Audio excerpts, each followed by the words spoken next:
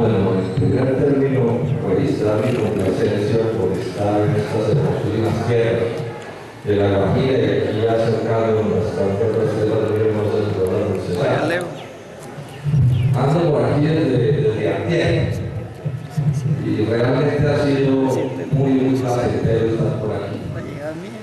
Porque, bueno, porque esta es una zona del país donde yo tengo un afecto, digamos, a mí me gusta todo Colombia, pero hay ciertas zonas del país que uno le tiene sus afectos. Bueno, y una de ellas es esta región de aquí, la zona de la Guajira, se sabe. Y por aquí la gran día, que tomamos unos whiskies en distracción con David Marín, que es una persona que representa muy bien todo este calor humano de esta región. Me impresionó mucho distracción, desde luego que primero no podía creer que se llamara el municipio, porque no era ser un hombre hermoso pero orgulloso. Pero además es una belleza así, que esta mañana he hecho el detalle de llevarnos un momento hasta ahí, hasta el silencio, ahí en las aguas de ranchería, en ese sitio bellísimo. Entonces todo esto ustedes se imaginarán, unos whiskies anoche, etcétera, o sea que vamos bastante bien. Entonces es lo primero que quería resaltar. Y resaltar una cosa que tiene mucho fondo, y es que todos sabemos que David y yo no militamos en el mismo sector político. ¿Sí? Y el que no militemos no significa que tenemos puntos de vista sobre cosas. ¿Sí? Y sin embargo, estamos apoyándonos los puntos de esta región del país, promoviendo juntos una misma idea. Eso lo quiero resaltar. Me parece supremamente importante. Yo saludo mucho la presencia de aquí de todos mis amigos turistas, pero resalto más la presencia de los no turistas, porque pues es más gracia que estén aquí interesados en un tema como este que nos ocupa. Lo primero que queremos resaltar, esta batalla que estamos dando, o la ganamos en medio de una gran unidad, sin sectarismo, sin dogmatismo, sabiéndonos relacionarnos unos con nosotros, con esta pelea la perdemos. Ni la más remota posibilidad de que esta lucha la pueda ganar un sector político solo. Y en la medida que la agresión es contra todos los partidos y todos los cesarenses, pues lo natural es que hagamos esfuerzos por unirnos todos. Bueno, que incluyan la unidad de Cachaco, sí, que considera que lo que se quiere hacer es bastante abusivo y bastante abusivo por parte del gobierno. Lo que quiero resaltar es que en toda esta vida desde antier siempre he tenido la cálida compañía de los compañeros de Sincacarbón, de los compañeros del CRM. Y esto me parece también una cosa que debe resaltarse. Esos compañeros, sabemos que esos compañeros son de una importancia fundamental en esta región. Por esas razones que en el caso mencionado. Y en una medida el futuro de esta región va a depender de lo que hagan los trabajadores del carbón. Y estos trabajadores del carbón tienen dos opciones. Una, se enconchan en sí mismos, montan como unas especies de burbuja de cristal, se ponen ahí, como de pronto pueden estar en parte mejor que los compatriotas, ahí cada uno salva su vida, o hacer lo que están haciendo, que es vincular su fuerza, su organización, su capacidad, su comprensión, para ser no solo dirigentes y luchadores que tienen todo el derecho a hacerlo en el sindicato, en los proyectos de una empresa, sino convertirse en líderes de sus comunidades, de sus municipios, de los barrios, de los hombres donde viven. Y veo que con mucho acierto, ese es un sector de trabajadores que está asumiendo la segunda actitud. Y esto es muy importante por eso, compañeros. Uno no empieza a comprender de verdad el mundo, sino el día en que decide luchar no solo por lo propio, y uno tiene todo el derecho a luchar por lo propio, sino cuando empieza a luchar por lo de los otros, por lo de cosas que no le interesan. Solo ese día empieza uno a asumir una de las grandes diferencias de los seres humanos con otras especies, que es toda esta cosa de la solidaridad, y el compañerismo, y la amistad, y todas estas cosas. Bueno, todo esto, cuando me hablas un poco, son cosas que me inspiran estas tierras. Realmente estoy muy contento de estar por ellos. Entrando ya en materia, compañeros y compañeras, estamos enfrentando a una situación que es muy complicada, que tiene que ver con que hoy en Colombia hay muchas cosas que están muy mal, y como vamos a ver, este mundo de la minería y de las regalías y todo no está nada bien. Pero la mala noticia es que quieren empeorarlo. Y la mala noticia es que lo que se está proponiendo por parte del gobierno nacional es una cosa bastante más mala que la que ya es bastante deficitaria. El gobierno ha tenido la astucia, porque el gobierno sabe, bueno, tiene la ayuda de los grandes medios de comunicación, ha tenido la astucia de presentar esto como una lucha entre los corruptos de los municipios y los departamentos de Colombia que se roban la plata de las regalías, y los honrados de la cúpula del gobierno nacional, empezando por el presidente de la República, que quiere salvar al país de los derrochadores y los despilfarradores de las plantas de la regalía. Y es evidente, compañeros, que con las plantas de las regalías han sucedido cosas que uno no puede compartir, con las que no puede estar de acuerdo. Ese es un hecho. Pero ese hecho no puede tapar el otro que es más grave.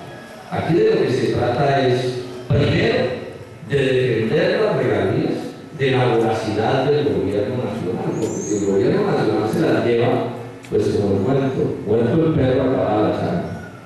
Y en segundo término, habrá que adelantar una lucha paciente y persistente para lograr que los recursos de las regalías se distribuyan y se utilicen de la mejor manera. Son dos partes de una misma lucha. Si perdemos la primera lucha y la plata de las regalías, toda o en parte sustancial, se va de estos municipios y de estos departamentos, pues es bien simple, aquí van a aumentar los problemas, van a aumentar las complicaciones.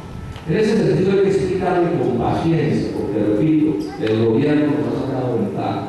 Hay que explicarle con paciencia a nuestros compatriotas que la frase esa olímpica que uno oye decir por ahí, no, para que se roben las regalías aquí mejor que se las lleven para Bogotá, es una frase absurda.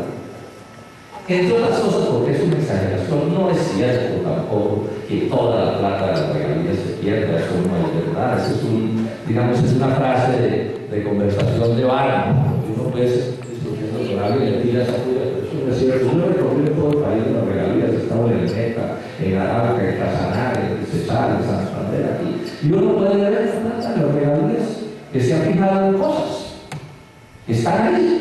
Ahora, una parte se habrá colatado, como sucede en Colombia en general, no solo en estos casos, sino en todos los otros casos, que no vengan estos señoritos de la cúpula de la oligarquía bogotana y que manejan el gobierno nacional con el cuento de que es inherente a ellos la pulcritud y las buenas costumbres. Que no echen cuentos, porque pues tampoco es que nacimos ayer y no sepamos cómo funcionan las cosas. Esta es entonces una primera idea que se vuelve clave en el debate que estamos adelantando, porque para esto, como vamos a ver al final, si queremos ganarlo vamos a necesitar una movilización importante, y no es posible movilizar a nuestros compatriotas si no logramos que la gente entienda qué es lo que estamos haciendo. El gobierno también ha dicho que es que lo que sucede es que van a distribuir mejor los recursos de las regalías. Eso es otra cosa. Si el gobierno lo que quisiera simplemente fuera que unos pesos que están aquí pasarlos para acá y algunas cosas uno de pronto hasta podría mirar que se hicieran, pues digamos que no estaríamos en este debate, ni se estaría tramitando un cambio de la Constitución, que es lo que se está tramitando. ¿Por qué el cambio de la Constitución? Porque lo que van a hacer es expropiar, quitarles a los municipios y a los departamentos. Y los departamentos son en buena medida los municipios, la misma cosa, porque el gobernador solo se puede gastar la plata del gobierno departamental en los municipios, eso no tiene salida. O sea, es al final la misma plata. Lo que quieren es expropiarle a los municipios, entonces, los derechos que hoy tienen sobre las regalías. Los derechos, repito, que hoy tienen sobre las regalías. Y se los quitan a los municipios que hoy tienen minas o pozos petroleros en su territorio y a los que los tengan el día de mañana. Y se los quitan también a los municipios que hoy reciben regalías indirectas, que son las que les llegan, por ejemplo, vía gobernaciones o vía Fondo Nacional de Regalías. Eso es lo que va a suceder. Aquí no va a haber una redistribución, aquí lo que va a haber es un gobierno nacional que se coge la plata. El ministro Echeverría, que le gusta echar frases y aparecer como supuestamente simpático, un día dijo: es que no habrá más gastos chichigüeros por la plata de las regalías. No más gastos chichigüeros. ¿Pero qué es un gasto chichigüero? Un gasto chichigüero es como llama un magnate el gasto muy importante del pobre. Así de simple. Entonces, un gasto chichigüero es una carretera pequeña, una vereda, un puesto de salud, una nueva obra de una escuela, una electrificación rural. Porque claro, a estos supermagnates, superpoderosos, les parece que son chichigüeros, boberías que no valen la pena. Pero resulta que para el pobre, para el campesino, que por fin le hicieron un puentecito que necesita para poder salir a la población, ese es el sueño de su vida, ya 50 años esperando un puente. Y es mucho lo que hace Bolivia por la falta de ese puente. Yo no me opongo entonces a que haya proyectos nacionales y grandes proyectos y grandes obras. Esa no es la discusión. La discusión es quién paga esas grandes obras. ¿Se va a pagar con los recursos que el gobierno nacional consigue de alguna manera? ¿O se va a gastar con la plata de los pueblos pobres de Colombia? El gobierno, por ejemplo, nos pone como ejemplo y dice: no, con la plata de la regalía vamos a hacer el segundo túnel de la línea.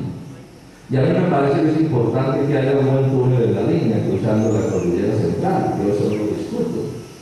Pero cuando me dicen que es que ese túnel lo van a hacer con la plata de la regalía de un pueblito del Tolima precioso que se llama Piedras, que es un pueblo súper pobre, entonces yo sí les digo cómo así.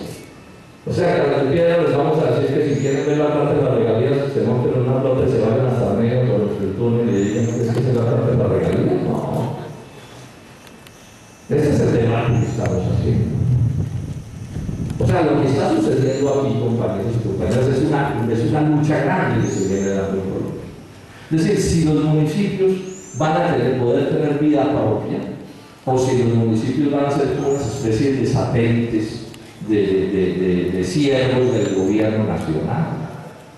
Aquí se habla mucho de descentralización, pero si no hay plata, esa es la discusión que estamos haciendo. Ahora, no es nueva. Los educadores se recuerdan de la gran batalla contra el acto legislativo 01. ¿Se acuerdan que recortó las transferencias del gobierno nacional a los municipios hace unos años? Y después en el gobierno anterior también hicieron otro recorte de las transferencias a los municipios y a los departamentos. O sea, plata que enviaba el gobierno nacional a los municipios ya no la envía. Amílcar Acosta, pues, que es de estas tierras, ha calculado que las pérdidas que en esos dos recortes de las transferencias nacionales a los municipios, las pérdidas ascienden hasta el 2016 en unos 80 billones de pesos. 80 billones de pesos de platas que no van a llegar a esos municipios. ¿Cuánto atraso, cuántos problemas han creado esta decisión? Y lo mismo nos sucede con esta cosa que están haciendo. La plata, entonces, una va a ir a esos macroproyectos. Macroproyectos que también deben tener esa explicación, ¿no? Detrás de los proyectos chichigüeros, pero también hay concejales chichigüeros, alcaldes chichigüeros y contratistas chichigüeros. Y detrás de los macroproyectos están los macrocontratistas, que tampoco nos vayan a echar ese cuento que eso no es parte del asunto. Es decir, aquí hay grandes cosas, recordemos la desnudo para mencionar un solo caso, que están detrás de estas políticas de los macroproyectos y de los macrocontratistas. Esta es, digamos, la manera más simple y rápida de plantear el caso. Pero este caso tiene un segundo aspecto, que se vuelve muy importante y más en estas tierras analizar y fijar posición sobre él, que tiene que ver con cuántas son las regalías que se están generando, cuánta es la riqueza minera que le está llegando efectivamente a la nación y a estos departamentos. Entonces aquí yo estoy poniendo este ejemplo que ilustra el punto. En parte esta lucha de la que estamos es una lucha medio absurda, porque es el gobierno nacional bregando de aplicar las platas a los municipios y los municipios a no dejarse. Pero además el gobierno nacional también está quebrado y parte de la plata la van a utilizar para pagar el externo y otras cosas. Entonces esto es un poco como el asunto ese que está el ciudadano que tiene una cobija cortita, que si se tapa el pescuezo se le destapa los pies y si se tapa los pies se le destapa el pescuezo y un tal de hormiguero, ¿sí? Porque no tiene regla. Mientras no hagan una cobija, es compatriotas el problema no, aquí nos pasa parecido con esto de la minera. El gobierno, en vez de estar viendo a ver cómo le quita unos pesos a Villanueva o a cualquier población, debería estar viendo es cómo logramos que aumente la renta minera en beneficio de este país. Y entonces hay cosas que hay que decir. Las regalías que pagan estas transnacionales son supremamente bajas. Es decir, el carbón entre el 5 y el 10%. En oro eso es una vergüenza, 3.2%, eso puede ser ya el escándalo. ¿Sí? En petróleo promedio del 8%, de va por debajo del 8% en algunos casos. Esto era lo que se debería estar trabajando, pero con un agravante. Es que a estas mineras les conceden además la cabeza, y es que no les incluyen en los costos de producción la reparación del daño ambiental, sino que en últimas el daño ambiental se termina en reparar con la plata de las regalías. Y ojo, se supone que la plata de las regalías debe ser neta. El regalías no se refiere a regalo. Regalías es el nombre técnico que se le da al precio que tiene el mineral, digamos, antes de extraerlo. Es el precio de la propiedad del Estado sobre ese mineral. Y en ese sentido, entonces, ese pago debe ser libre de polvo y pago. Es decir, un contrato bien hecho, ¿qué es lo que debe decir? La minera paga los costos de extracción, tiene que pagar toda la reparación del daño ambiental y además una regalía que debe ser neta. Porque si uno coge la plata de la regalía para pagar o medio pagar el daño ambiental, entonces ¿para qué carajo hace hueco? Sí, si la plata de la regalía es para pagar ese hueco, pues entonces no pagamos ese hueco. Porque aquí la pregunta es cuál es la ganancia. Y en esto sí que hay una monstruosidad. ¿Quién le va a reponer necesaria a la familia la destrucción ambiental de estos huecos que parecen son como unos huecos de tamaño bíblico? Y cuando me explicaron cómo existía eso, yo no podía creer. Y los niveles de destrucción, en el caso de ese proyecto de Santurmante de Rotamos, el de Bucaramanga, miren ustedes la cifra, había que destruir 1 millón de gramos de roca para producir 1 gramo de oro. Esto para uno es como de locos. 1 millón de gramos de roca para conseguirse 1 gramo de oro. Imagínense ustedes, porque es que estas son cifras son tan grandes que no me caben en la cabeza. Bueno, imagínense en un papel bien grande 1 millón de puntitos, de cuadritos. Bueno, y más que un cuadrito, ese es el oro, lo demás es el daño. Pero bueno, en el mundo estamos. Entonces, parte de la pelea de estos departamentos productores es cuál. Es que junto con la minería y las regalías, que ya dije que son escasas, vienen unos problemas ambientales complicadísimos y sociales.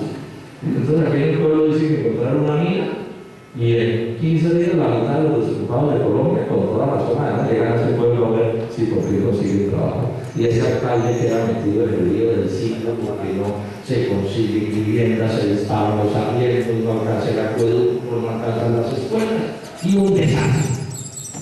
Detrás de eso, prostitución, drogadicción, bueno, daños ambientales que quien los paga. Es que lo que aquí está sucediendo es como increíble. En un debate que hicimos en Santa Marta sobre los muelles esos carboneros. En Colombia tenemos un tren carbonero que pasa por debajo de las camas de los hoteles de los rodaderos. O sea, esos pobres turistas que han pegado en el techo cada vez que pasa el tren. Y el tren llega a la bahía de Santa Marta, que es la bahía más bella de América, a descargar carbón. Yo ese día de ese debate le preguntaba a los congresistas de la Comisión Quinta, ¿permitirían en Estados Unidos un tren carbonero pasando por las playas de Miami? Podría verse aquí, no sé, un guajiro y conseguirse una plática, montar ese tren por las playas de Miami y la virantía y le diría, sí, claro, mi querido guajiro, construye un tren. Es que aquí toleramos unas cosas que no se toleran en ninguna parte. Aquí entonces también esa es parte del pleito. Es decir, el cuento de que es que aquí no hay unos derechos especiales, no, aquí sí tiene que haber unos derechos especiales, porque hay que haber daños especiales. Y cuando esas líneas se acaban, algún día se van a acabar, ¿de qué van a vivir estas regiones? Pero bueno, cuando uno entonces les dice que era el término del que estaba, que las regalías son muy bajas, entonces ellos le dicen a uno, sí, senador, pero es que usted no puede contar solo la plata de la regalía, usted tiene que contar también la plata de los impuestos que pagan estas transnacionales. Y le tiran una palabra y le dicen, no, es que hay que hablar del government pay o del state pay, que no es otra cosa que una cosa en inglés para decir la suma de la regalía es más la suma de los impuestos. O sea, el total de lo que toma el Estado, el pay, eso es lo que toma. Pero entonces ahí sí que les va peor. Porque ¿cuál es la realidad sobre los impuestos del proyecto minero? Es que si las regalías son malas, los impuestos son peores. No pagan predial para poder vender. No pagan industria y comercio. Y tienen exenciones tributarias por todo. El año pasado las exenciones tributarias por una cosa que se llama la regulación de utilidades en Colombia costaron 8 billones de pesos y la mitad de esa exención fue a la minería.